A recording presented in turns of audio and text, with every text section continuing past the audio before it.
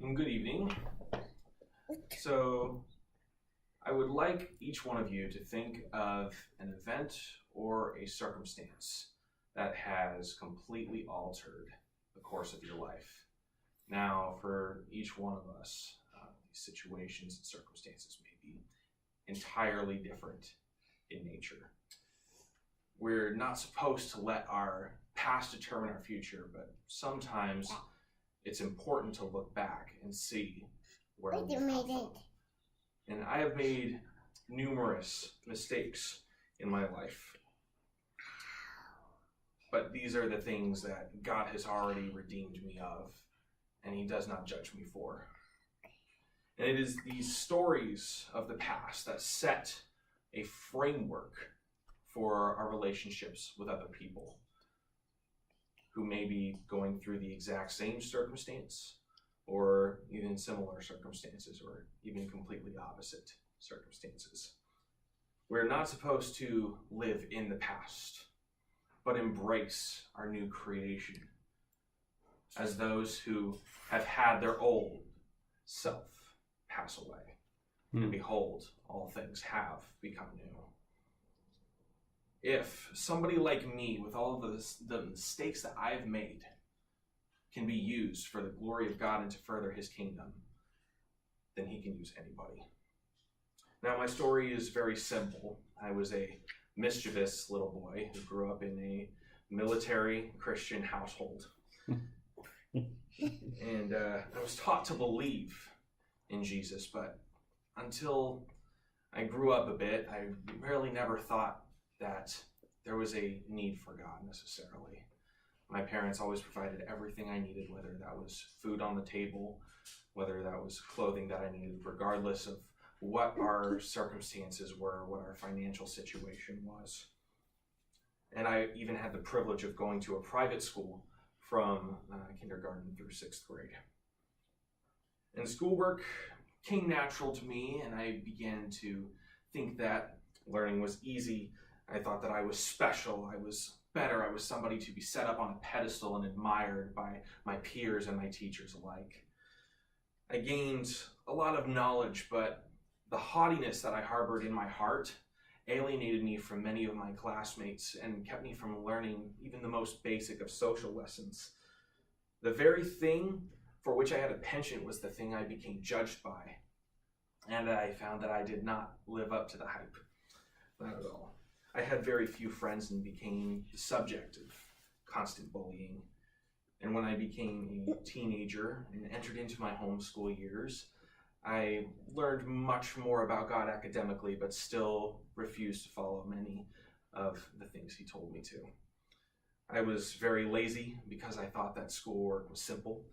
And when I did come across a task that was somewhat difficult, I was not shy in voicing my displeasure.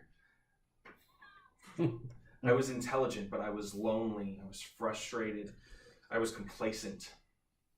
And that left me in a lot of sin and very deep spiritual darkness.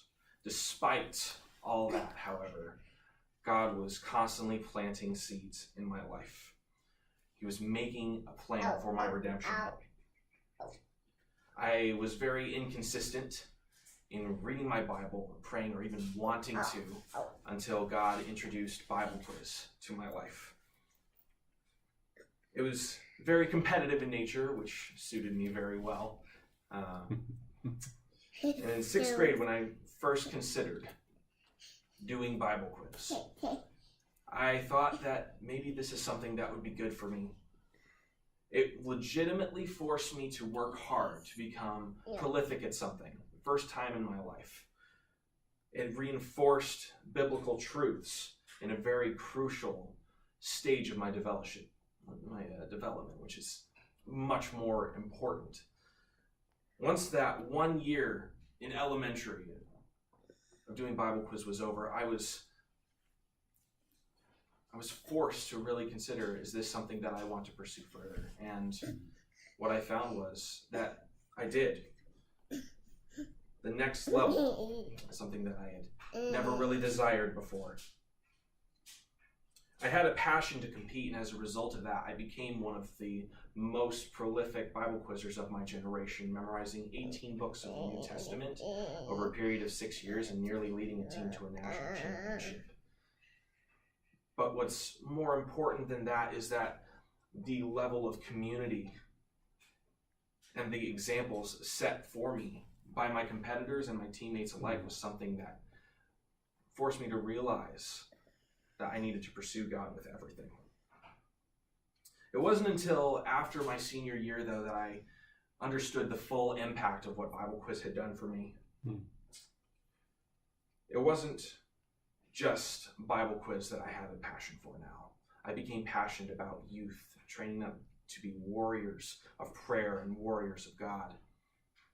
I had a passion for children,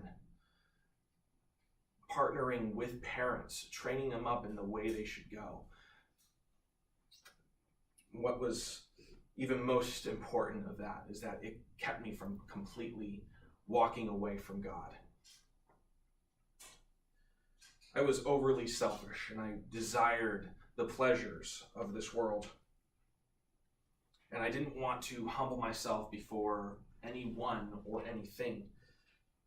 But the exposure to the truth eventually broke down that pattern of self-destructive behavior that I had found myself in. Now I see myself as a man in service of the kingdom of God, powerful through God despite my weakness, and wise through him in my foolishness. I have a desire to be closer to God, to pursue him constantly in prayer, and devotions, and worship. In this story, it may be mine, but it doesn't simply have to be mine. God can use the circumstances of your life to draw you closer to him. No matter where you are, no matter what you've done, God can use you to further his kingdom. God showed me that he can use me. Will you let him show you that he can?